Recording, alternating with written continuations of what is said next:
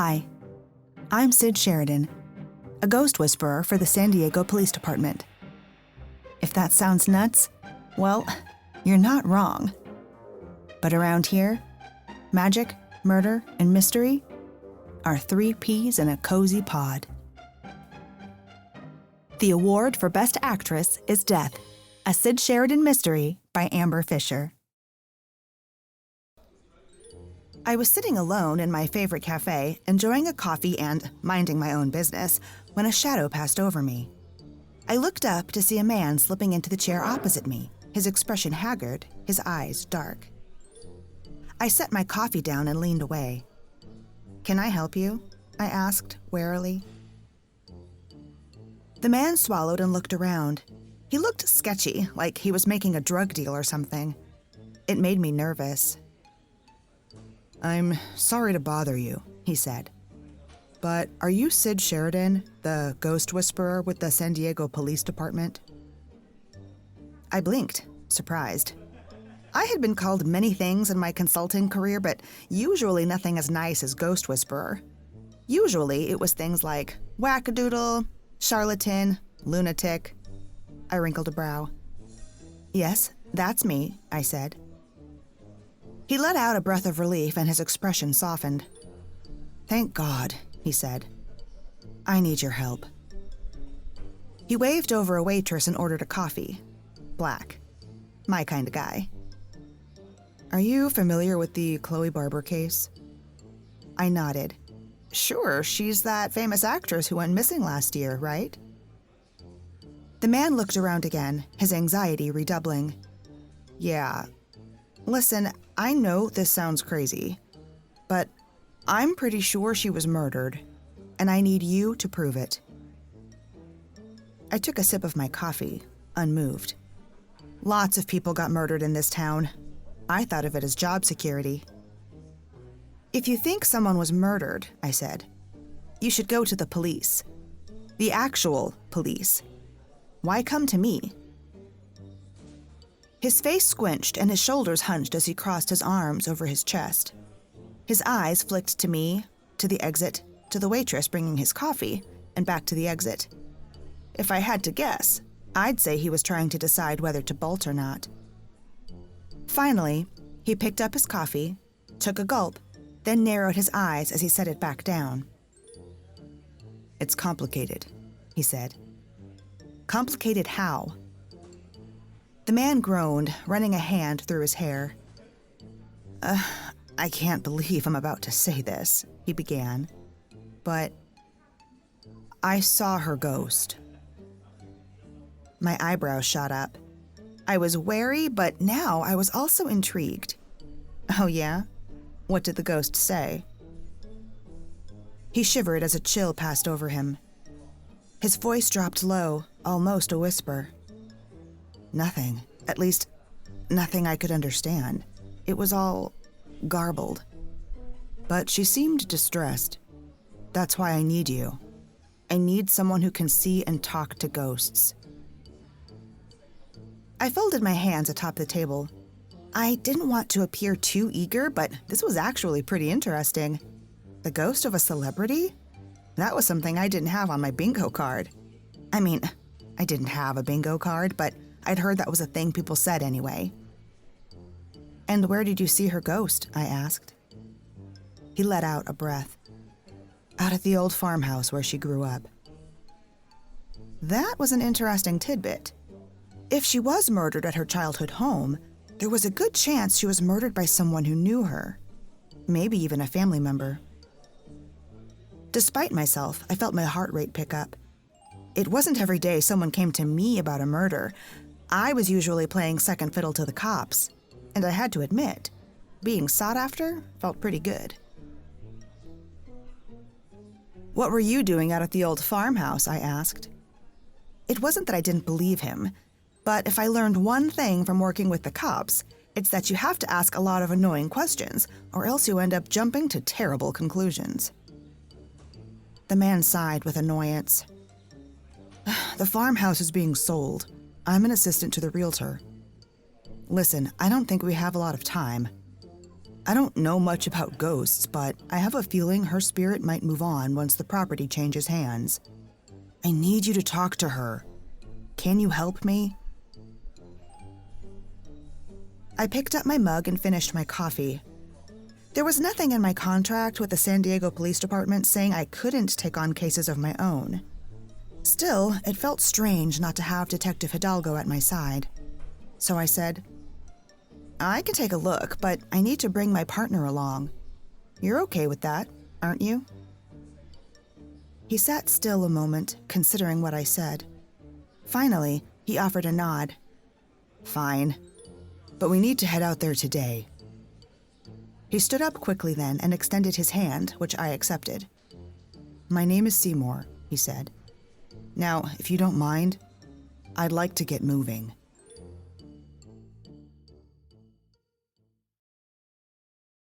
We grabbed our things and made quick work of the drive, with Seymour in the front seat.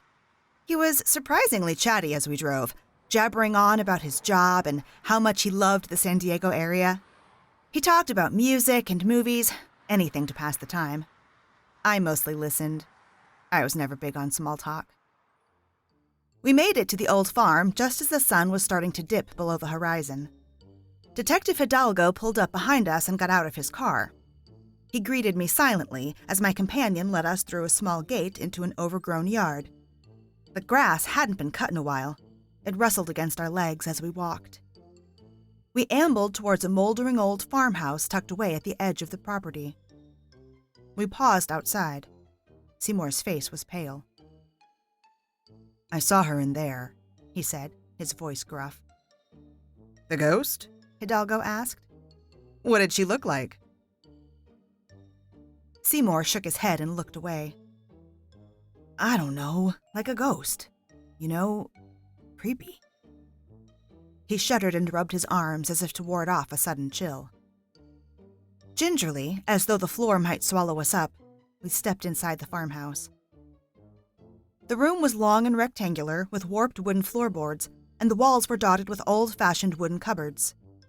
We stepped quietly through the home, taking no specific path, until finally Seymour pushed open a bedroom door. In there, he said finally. It was a girl's bedroom. The petal pink walls were free of art, though the paint was more vibrant in certain square patches. I assumed framed art or photographs once hung there, so the paint hadn't faded with exposure to sunlight.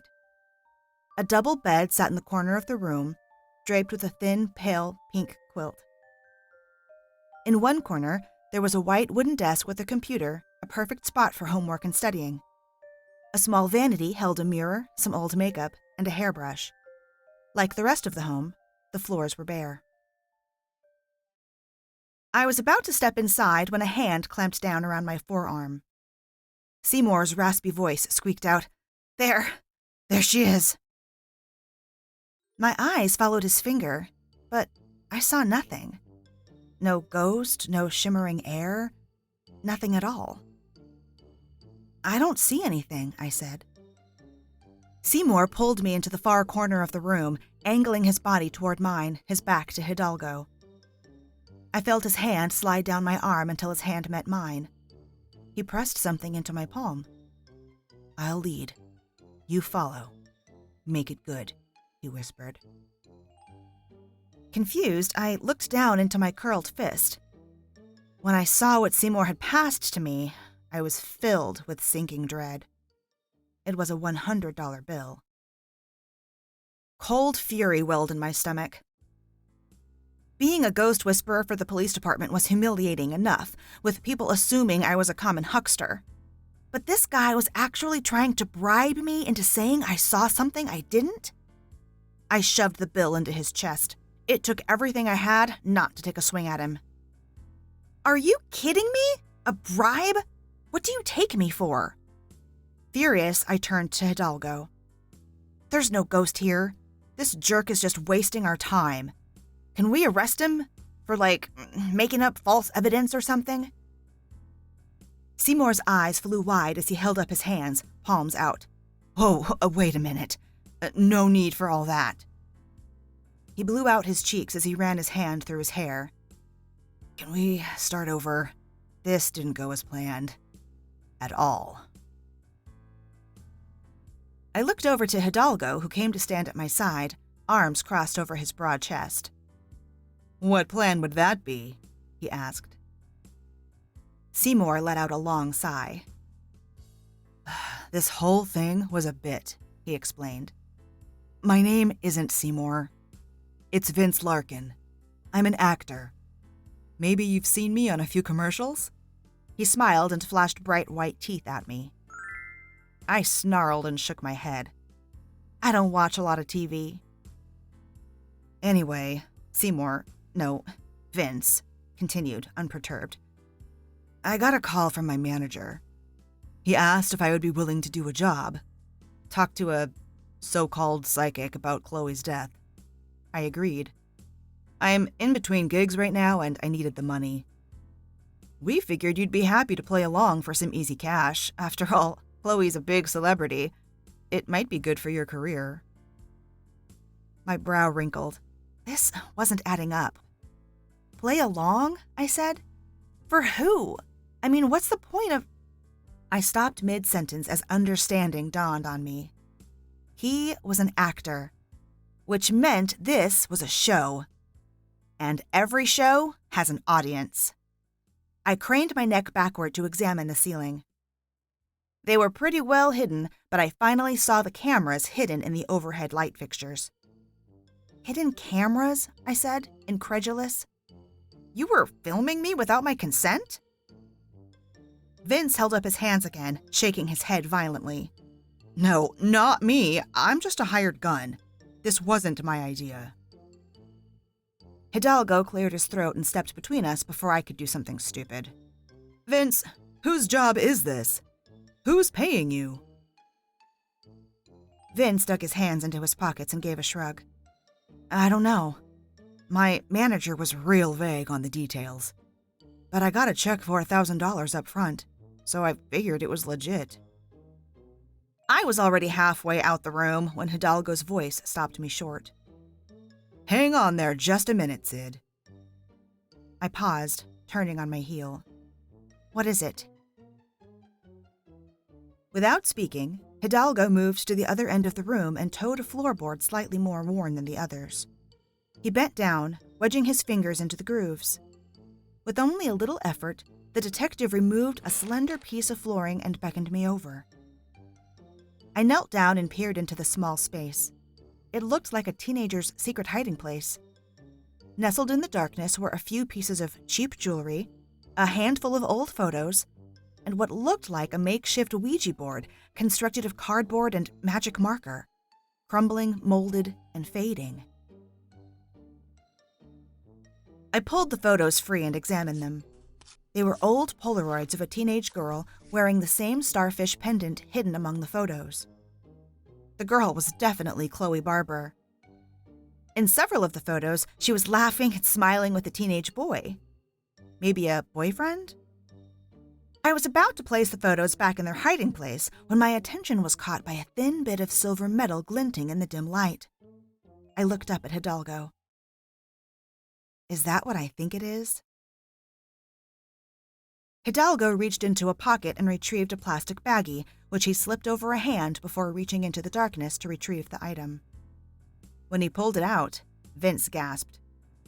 It was an old-fashioned straight razor caked in old brown blood. And dangling from the blood were several strands of long, blonde hair. My eyes locked with Hidalgo's. You think that's Chloe's hair and blood? I asked. We both looked over to Vince, whose face had gone white.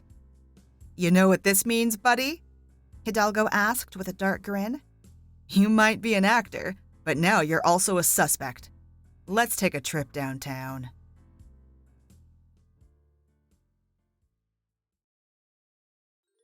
We brought Vince into the station for questioning, but Hidalgo's interrogation lasted barely 30 minutes before he returned to his office, shaking his head. Bad news, Hidalgo said, sinking into his chair. I don't think Vince is connected to Chloe's disappearance. She vanished 14 months ago. However, Vince is Canadian. He was living and working in Toronto at the time. He's only been in the States for a few weeks. Prior to getting his work visa, he'd never even left the country.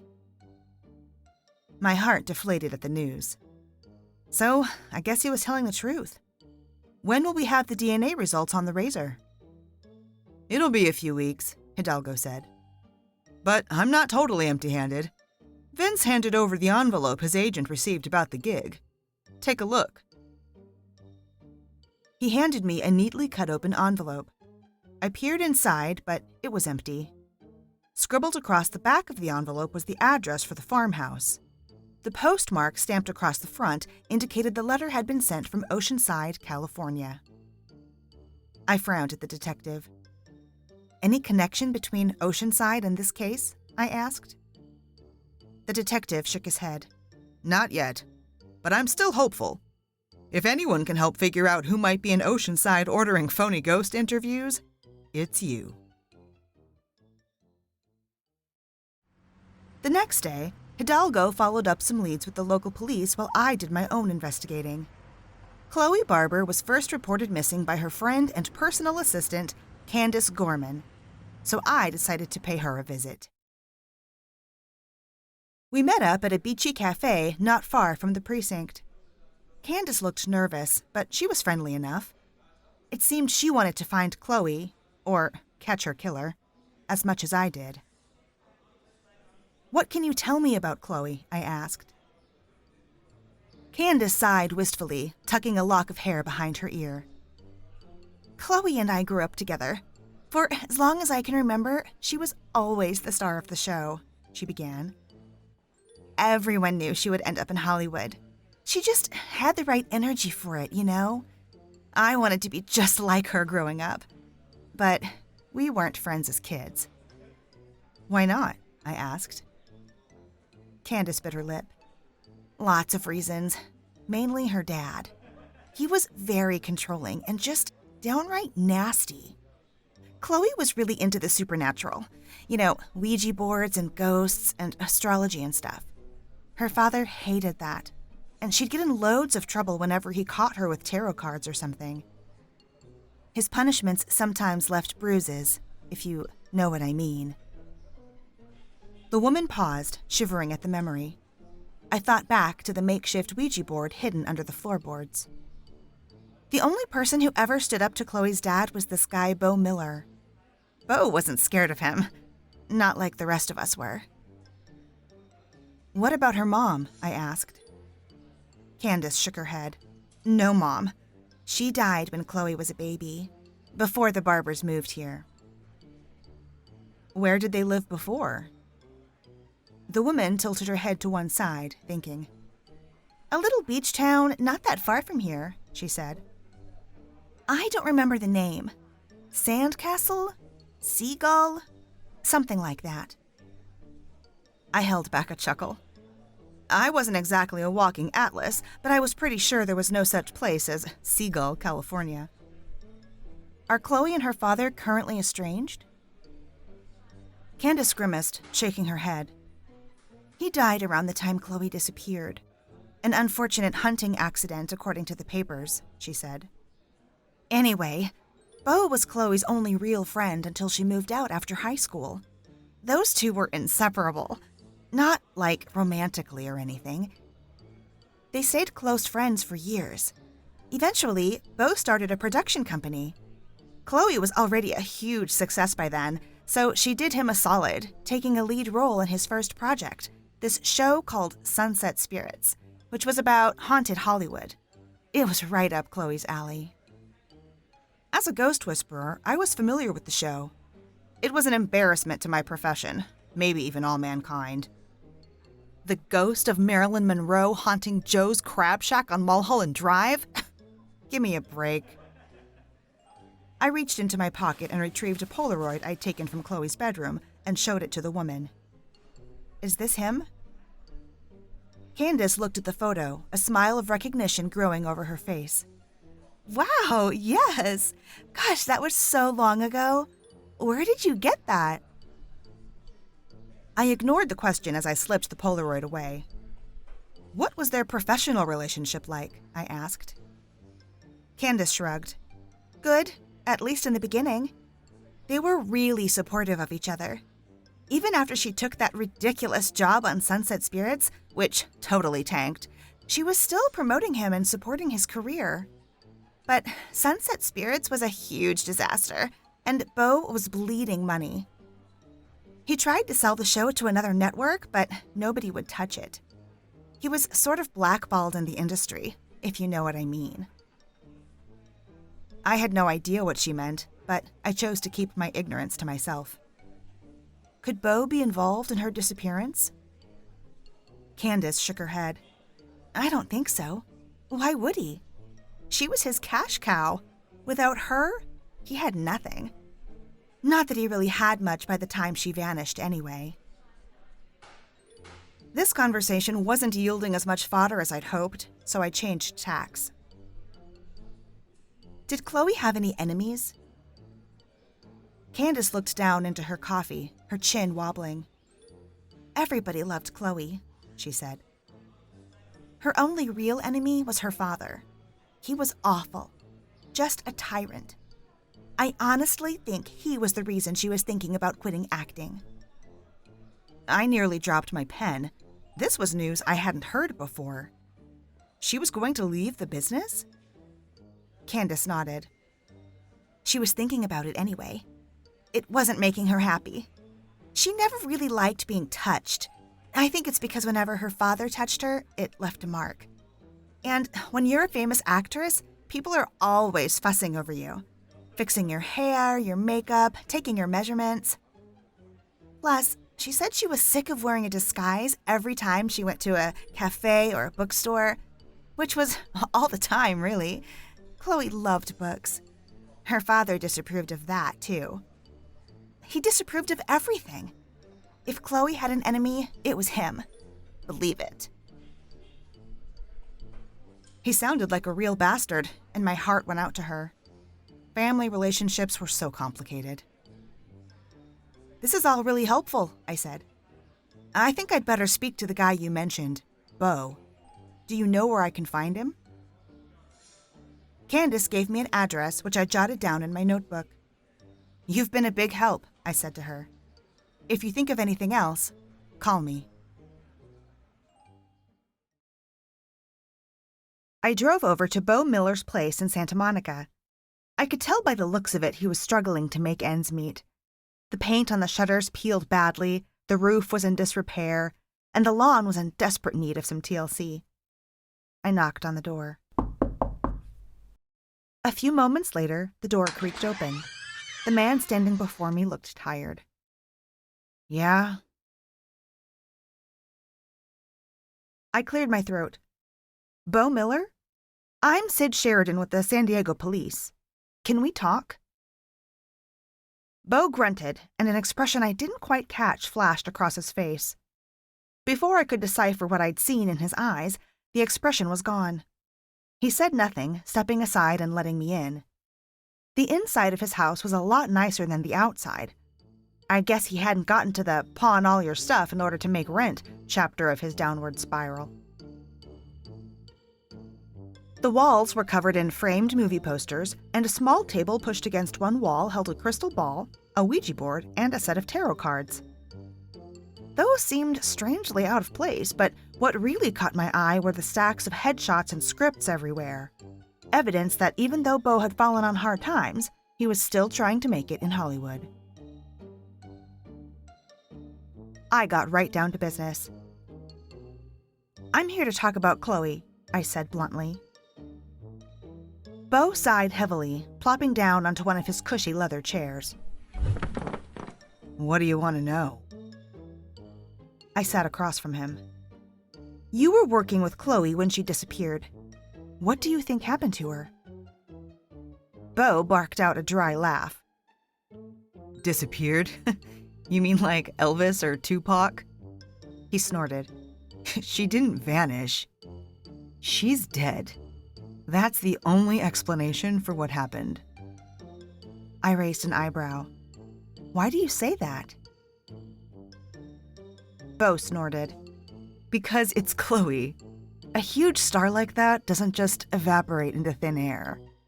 She couldn't even get a haircut without paparazzi in her face. No, she's definitely dead. Maybe she, I don't know, drove her car off a mountain road or something. She was a lousy driver. But I don't know.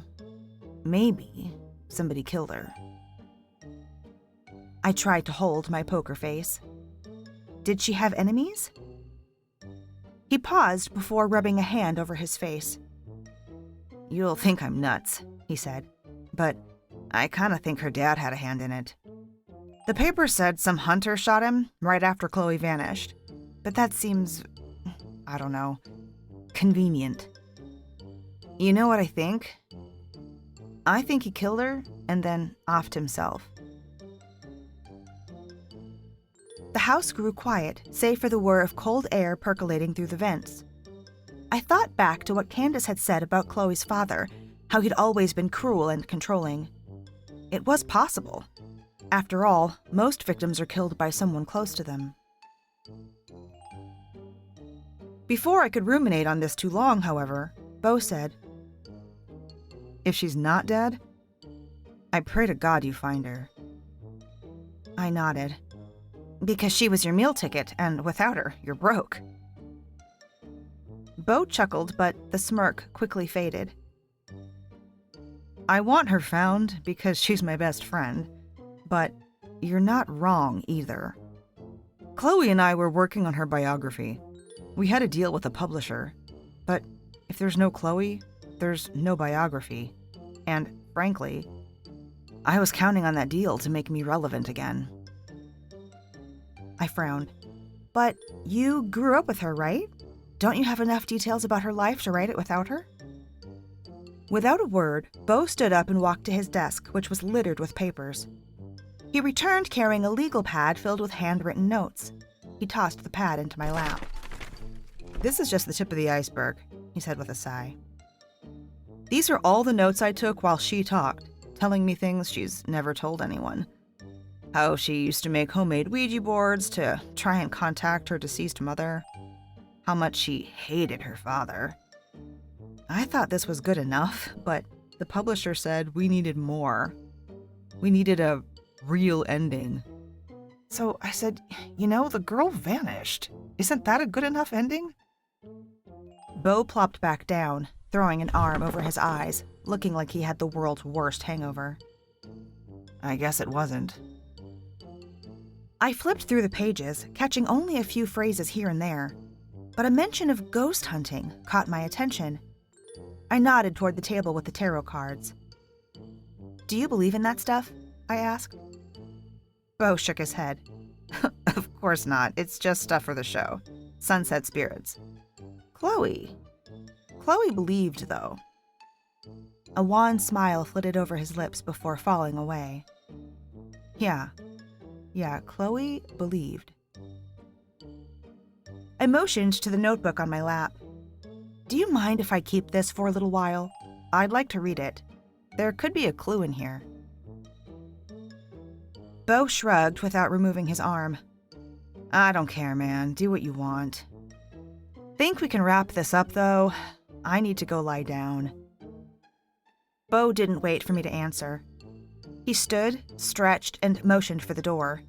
Even I could take that hint. I was halfway to my car when a realization struck me. Bo had never asked to see my badge or any identification, and in an instant, I realized why. That expression that I'd seen as it flitted across his face? It was recognition. He already knew who I was.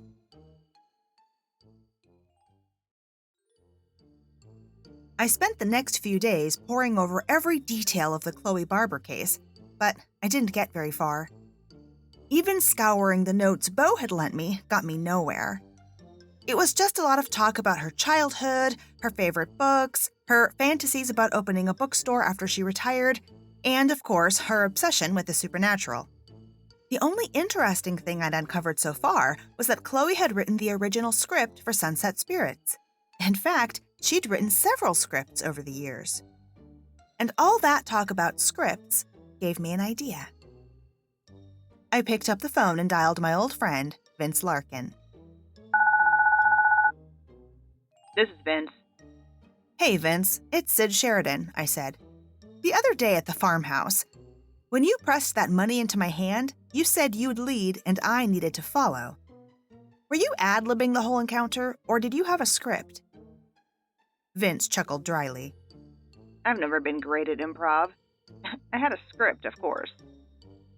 I nodded, my excitement getting the best of me.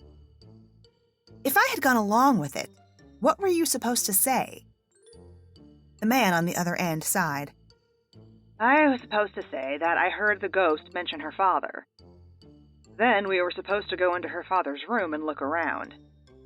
He drew in a sharp breath. In the back of the closet, you were supposed to find a box of photos of Chloe with her face X'd out. I disconnected the call and burst into Hidalgo's office.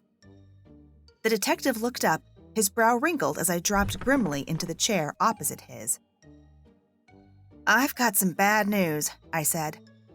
I think Beau might actually be right, and Chloe was murdered. Because somebody is trying really hard to set up Chloe's father to take the fall, I said. I told Hidalgo everything, about the controlling father, to the photos, to his maybe accidental, maybe not death. When I finished, the detective leaned back in his chair, his fingers steepled under his chin. If the photos were planted, he drawled, there might be fingerprints. I nodded. I was thinking the same thing. Should we go out and check? Hidalgo nodded. Let's do it. When we arrived at the farmhouse, we made a beeline for the father's bedroom. He was a neat man, and there wasn't a lot of clutter.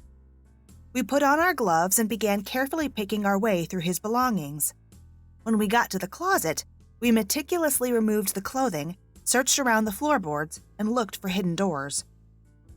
We emptied the entire closet. We searched under the bed, inside his wardrobe, and in every cabinet of the master bathroom. We didn't find anything.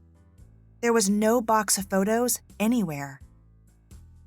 The realtor selling this place probably found them and threw them out, I said, exasperated. Creepy photos are probably a bad way to stage a house. Still, there has to be something here. I took one final moment to look around the room. Either the realtor was a sparse stager or Chloe's father simply hadn't had much decor. On the nightstand was a small assortment of black and white photos featuring a smiling young woman and a beautiful, happy baby. It looked like the photos were all taken the same day because the woman was wearing the same outfit in all of them, and a starfish necklace. I froze, my heart thumping in my ears. I recognized that necklace. It was the same necklace we'd found under the floorboards in Chloe's room. Carefully, I removed the first photo from its frame and flipped it over. In handwritten blue ink that had faded over time, it said simply, Sandpiper, California, 1994. Sandpiper, I breathed, thinking aloud. Candace said Chloe was from a small beach town, but she couldn't recall the name. I bet that's it. I wrinkled my brow as I tapped the photo against my palm. Where is Sandpiper, California? The detective whipped out his phone and entered the query into Google.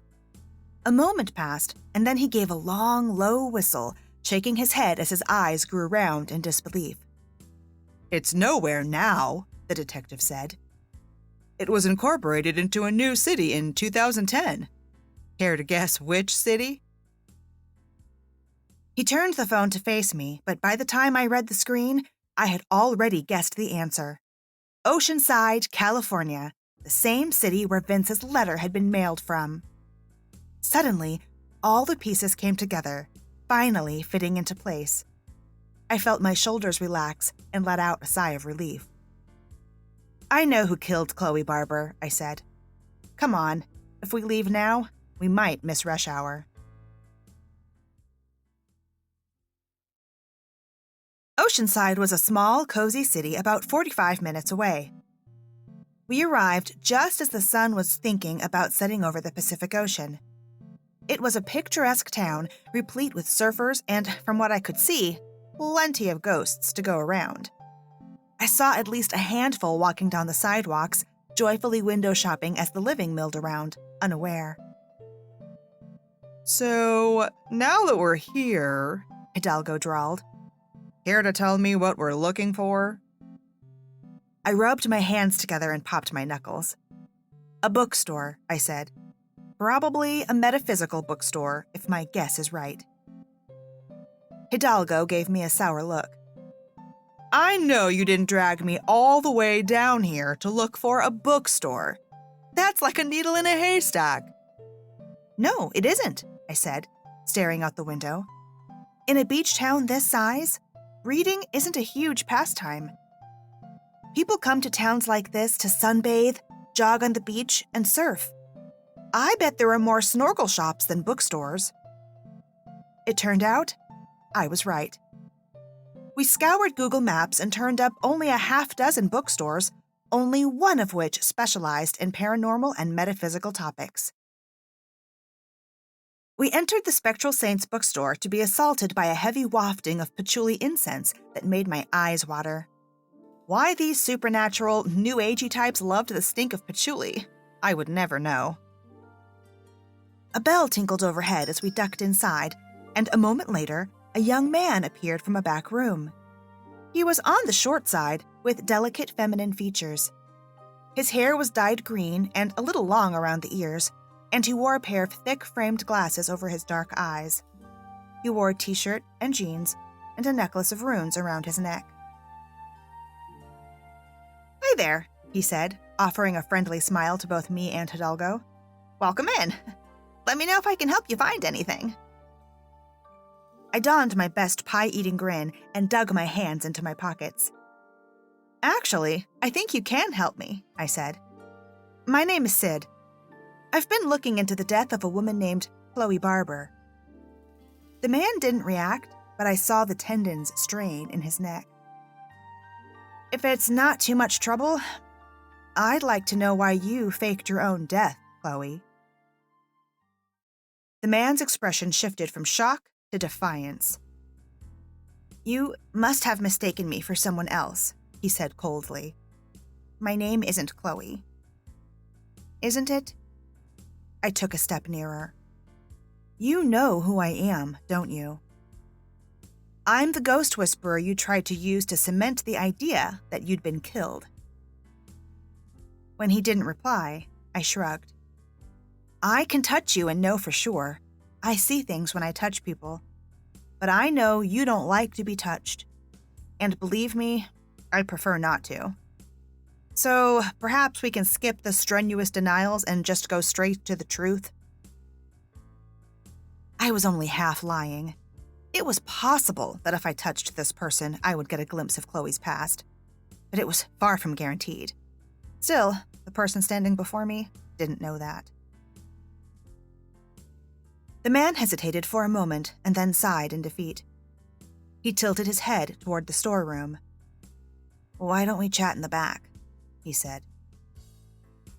We followed the clerk into the back room.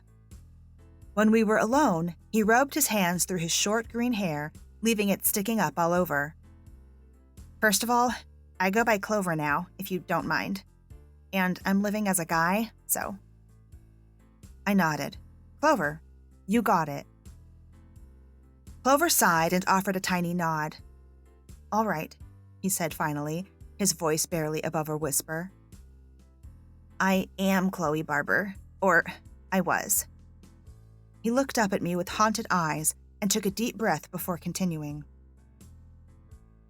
"About a week before I disappeared, a stalker broke into my house and tried to attack me in my sleep. He said he just wanted to talk to me, but that was the final straw.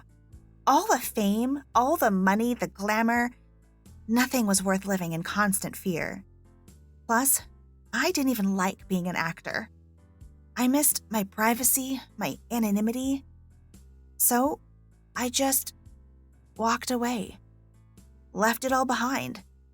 I went to Mexico, got plastic surgery, paid some people off, and..." Clover shrugged. "The rest is history." I examined the subtle differences between Clover's and Chloe's faces.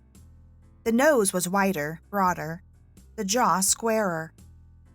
Clover wore brown contacts where Chloe's eyes were blue, and, of course, the short green hair. Any one of those things might not have been enough to throw a fan off the scent, but altogether, the look was very convincing. If I didn't already know this person used to be Chloe Barber, I wouldn't recognize him. Clover dropped down onto an unopened box and rested his elbows on his knees. So, how did you find me? I was so careful. I nodded, raising my eyebrows. You were. If you hadn't hired that actor, Vince, to try and trick me with that ghost stunt, we might never have found you. I offered a sympathetic smile. Sandpiper was the big clue. That's where you were born, and where your mom's buried. Beau's biography notes mentioned that you always dreamed of returning to your mom's hometown to be close to her. Put that together with the postmark and... I shrugged. But I know why you did it. You did it for Beau. Clover folded his arms over his chest and his eyes misted over. I never wanted to hurt Beau. But my leaving was terrible for him. His production company was underwater, the book deal was basically kaput, and though I tried to avoid the media, I saw an article on Forbes about the rise and fall of Beau Miller. It was heartbreaking. So I knew I had to do something to save his career. He swallowed, swiping at a wayward tear. You decided that if you were murdered, the book deal would be back on and Beau would make a killing, so to speak, I said. Clover nodded. Yeah, that's right. I grappled with the decision, I really did. I didn't want some long, drawn-out police investigation, so I set up the only person that made sense. My father. We never got along when he was alive, and he's dead now anyway, so... I figured framing him for my murder would be great book fodder for Beau, and still allow me to live my new life. He sighed, shaking his head. I guess by getting you involved, though, I ruined my own plan. So you planted the evidence at your father's house, Hidalgo said. And I'm guessing with your experience in the industry, you knew a little about hidden cameras. I had to learn how to do the cameras on YouTube, Clover admitted. But it wasn't hard. I figured a ghost sighting at my childhood home would be great for Sunset Spirits. Plus, Beau could use it in the book. He always wanted you on the show, you know, he said to me with a small smile. He read about you in the papers. Some article about how San Diego's best police investigator was a self-proclaimed psychic. I read the article too, of course. And it made me think you'd certainly find the straight razor while looking into the whole ghost thing.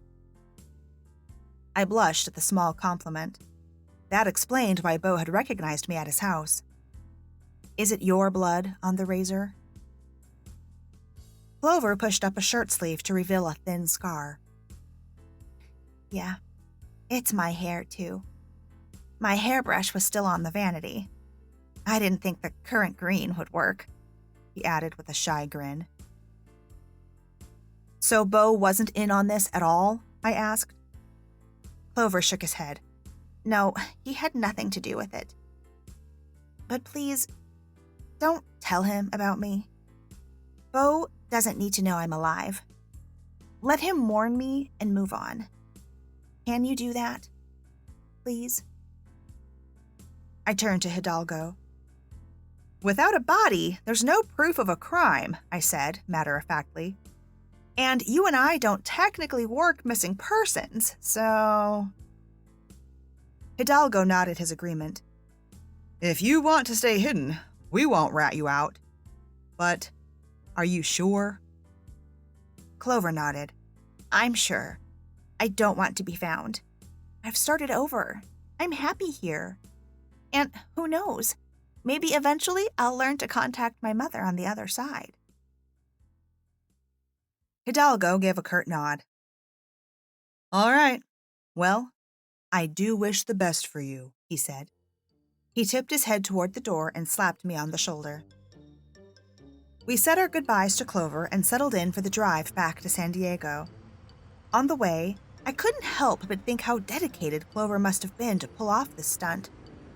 Not only did he try to frame his dead father, but he was willing to let his lifelong friend believe he was dead, never knowing the truth. Do you think you'd ever be able to do that? I asked Hidalgo as we drove. Could you fake your own death? He was quiet for a moment before finally saying, I hope I'm never unhappy enough to even have to think about it.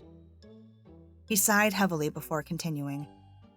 I know he thought he had no other options, but I hope Bo never learns the truth. Back in San Diego, I treated myself to a cheeseburger and a milkshake at my favorite diner as I pondered the case. It was ironic. Most people would give an arm and a leg to be a famous Hollywood actor. Big mansion, month-long vacations at fancy resorts around the world. Yet, Chloe had everything most people only dream of and gave it away in exchange for a quiet, anonymous life, keeping a nondescript little bookstore by the sea. It just goes to show, no two people are alike. Not even Chloe and Clover, and they were actually the same person. But in the end, we all choose who we want to be. And if we're lucky, we even like who we traded our whole lives to become. I took the long way home, ambling down side streets and thinking about my own career. I wasn't so bad looking, and acting didn't seem that hard. I could probably be somebody in Hollywood. Drive a fancy car, have people fussing over me all the time. Ugh. I shuddered at that thought. Yeah, okay. On second thought, maybe not. If you liked this story, make sure to check out all the books and audio projects on my website at amberfishermedia.com.